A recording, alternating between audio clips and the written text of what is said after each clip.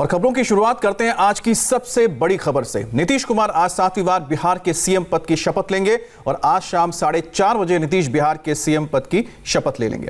लेकिन जो बड़ा ट्विस्ट है वो ये है कि इस बार उनके साथ सुशील मोदी नहीं दिखेंगे। इस बार बिहार में यूपी की तर्ज पर 2 डिप्टी सीएम बनाए जा सकते हैं। भले ही सभी ऑफिशियल ऐलान होना बाकी है, लेकिन 2 डिप्टी सीएम के नाम सामने आ चुके हैं। ये चेहरे हैं तारकिशोर प्रसाद और रेणु देवी। तारकिशोर प्रसाद कटिहार से तो रेणु देवी बेतिया से बीजेपी की विधायक हैं।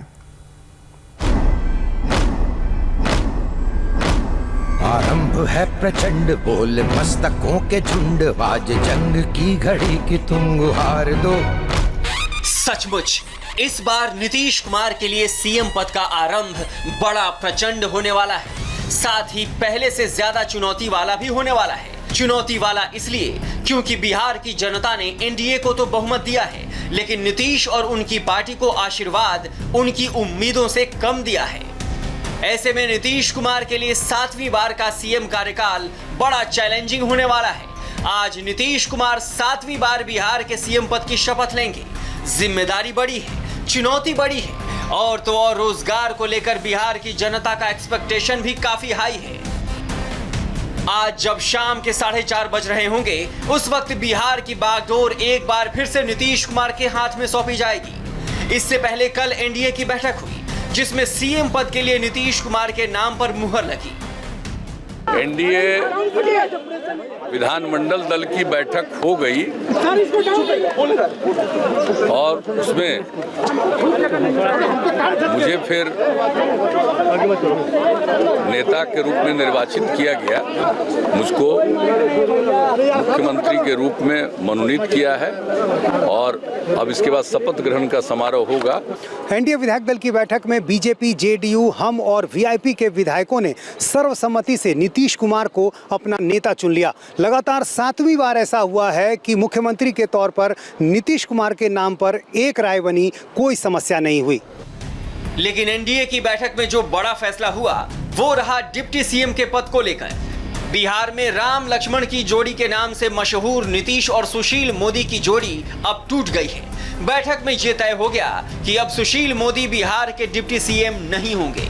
हालांकि कल दोपहर तक सुशील मोदी डिप्टी सीएम की रेस में सबसे आगे थे, लेकिन नीतीश और फिर राजनाथ सिंह के बयानों ने क्लियर कर दिया कि इस बार डिप्टी सीएम कोई और बनने जा रहा है। सर इस बार फैसले में देरी क्यों हो रही है? फैसले में कहीं कोई देरी नहीं है। राजनाथ जी कोई डिप्टी सीएम होगा सभी को जानकारी मिल जाएगी। डिप्टी सीएम होंगे कि नहीं? डिप्टी सीएम होंगे जो भी होगा आपको समय पर जानकारी दे दी। सुशील मोदी होंगे, ये तय हो गया। अब तो आपको कुछ देर में पता ही चल जाएगा। बीजेपी विधानमंडल दल की नेता चुने गए।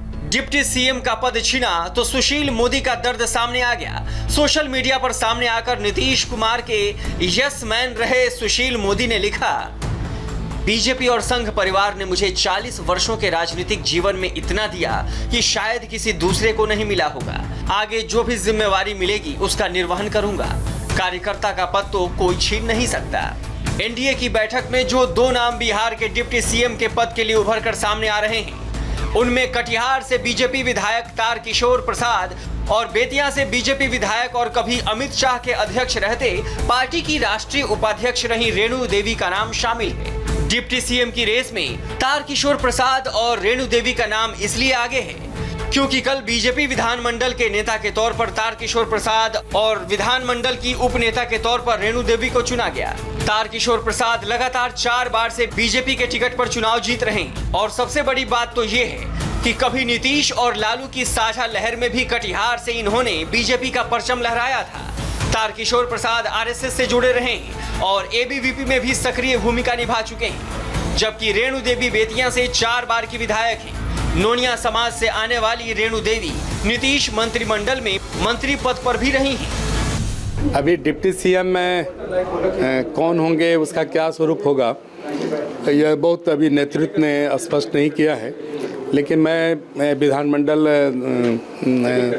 भाजपा विधानमंडल दल का विधायक ये नेता चुना गया हूँ, ये अभी तक स्पष्ट है। ये तो एक औपचारिकता ही होती है। जो बीजेपी बिहार विधानमंडल दल का नेता चुना जाए वो तो डिप्टी सीएम बनता रहा है पहले। ठीक है, अगर उस परंपरा को दल ने आगे किया तो हम उस फ्रेम में दिख सकते हैं। मैं अभी आपको बधाई तो नहीं लूंगी, क्योंकि मैं उपनेता का बधाई ले सकती हूं, लेकिन डिप्टी सीएम का जब तक लेटर नहीं आएगा, जब तक कोई फोन नहीं आएगा, तब तक मैं कुछ नहीं कर सकती। कहा जा रहा है कि सुशील मोदी को सेंटर में कोई मंत्री पद दिया जा सकता है। डिप्टी सीएम के बाद अगला सस्पेंस स्पीकर के नाम को लेकर था। नीतीश चाहते हैं कि नई सरकार बने, लेकिन फॉर्मूला पुराना हो, मोहरे उनके मुताबिक हो। यही वजह है कि जेडीयू स्पीकर पद पर कोई समझौता नहीं करना चाहती, जिससे भविष्य में संख्या बल को मजबूत करने के लिए विधायकों को अपने पाले में लाने में जेडीयू को कोई दिक्कत न हो। जेडीयू भले ही संख्या बल में कम है, मंत्री पद की ज्यादा अपेक्षा भी नहीं रखती, लेकिन स्पीकर का पद अपने हाथ से नहीं जाने देना चाहती। शपथ से पहले रविवार को मंत्रिमंडल को लेकर भी नीतीश के साथ बीजेपी के बड़े नेताओं की करीब 2.5 घंटे तक की मैराथन बैठक हुई, लेकिन नाम का ऐलान नहीं हुआ।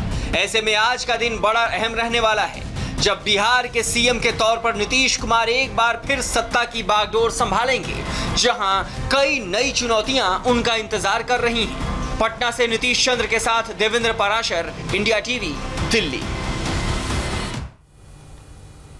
एक तरफ बिहार में आज नीतीश कुमार की साथ